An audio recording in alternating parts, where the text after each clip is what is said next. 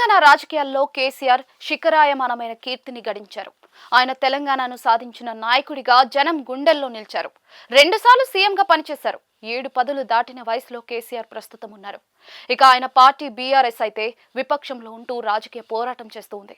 కేసీఆర్ విషయంలో కాంగ్రెస్, బీజేపీ రెండూ కూడా గట్టిగానే మాట్లాడుతూ వస్తూ ఉన్నాయి. ఆయన ప్రభుత్వంలో అనేక పొరపాట్లు జరిగాయని నిందిస్తూ వస్తూ ఉన్నాయి. కేసీఆర్ ని అరెస్ట్ చేయాలని డిమాండ్ చేస్తూ ఉంటాయి. అయితే ఈ అరెస్ట్ ఎవరు చేయాలి అంటే మాత్రం భుజాలు తడుముకుంటూ ఉంటాయి. ఇక కాంగ్రెస్ ముఖ్యమంత్రి రేవంత్ రెడ్డి అయితే కేసీఆర్ ని అరెస్ట్ కాకుండా కాపాడుతున్నది బీజేపీ అంటూ తాజాగా ఆరోపించారు. 1,00,000 కోట్ల అవినీతి కాళేశ్వరం ప్రాజెక్టులో జరిగిందని, దాని మీద కేంద్రం ఎందుకు చర్యలు తీసుకోదని ప్రశ్నించారు. సోనియా గాంధీ, రాహుల్ గాంధీ మీద కేసులు పెట్టి ఈడీ ద్వారా నోటీసులు ఇప్పిస్తున్నారు. కేసీఆర్ విషయంలో ఎందుకు పని చేయరని రేవంత్ రెడ్డి నిలదీస్తూ ఉన్నారు.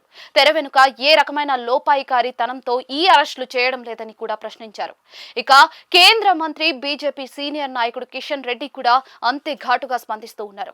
కేసీఆర్ ని అరెస్ట్ చేయడం రాష్ట్ర ప్రభుత్వం చేతిలో ఉందని ఆయన అంటూ ఉన్నారు. ఆ పని చేయకుండా తమ మీద విమర్శలు ఏంటని ఆయన ఆగ్రహం వ్యక్తం చేస్తూ ఉన్నారు. వివిధ విచారణలు తెలంగాణలో జరుపుతూ ఉన్నారు.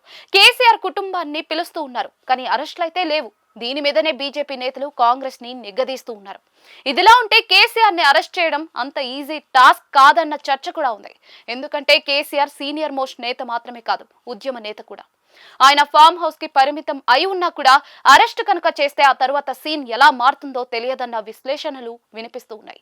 కేసీఆర్ అరెస్ట్ కనుక నిజంగా జరిగితే జనాల మూడ్ కూడా మారుతుందని, బీఆర్ఎస్ కి ఒక్కసారిగా సానుభూతి వస్తుందని అన్న మాట కూడా వినిపిస్తూ ఉంది. అందుకే కేసీఆర్ అరెస్ట్ జరగాలి, కానీ తమ చేతికి మట్టి అంటకుండా ఎదుటి పార్టీ భుజాల మీద తుపాకీ మోపి ఆ విధంగా అరెస్ట్ కార్యం నెరవేర్చాలని 2 పార్టీలు వ్యూహ రచన చేస్తున్నాయని అంటూ ఉన్నారు. కేంద్రమే అరెస్ట్ చేస్తే మాకేమీ సంబంధం లేదని రాష్ట్రం తప్పించుకోవచ్చు.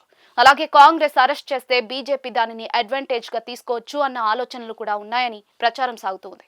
అయితే ఇవన్నీ పక్కన పెడితే ఏ పెద్ద నాయకుడిని అయినా అరెస్ట్ చేస్తే మరుసటి ఎన్నికల్లో భారీ మూల్యం చెల్లించుకోవడం జరుగుతుంది.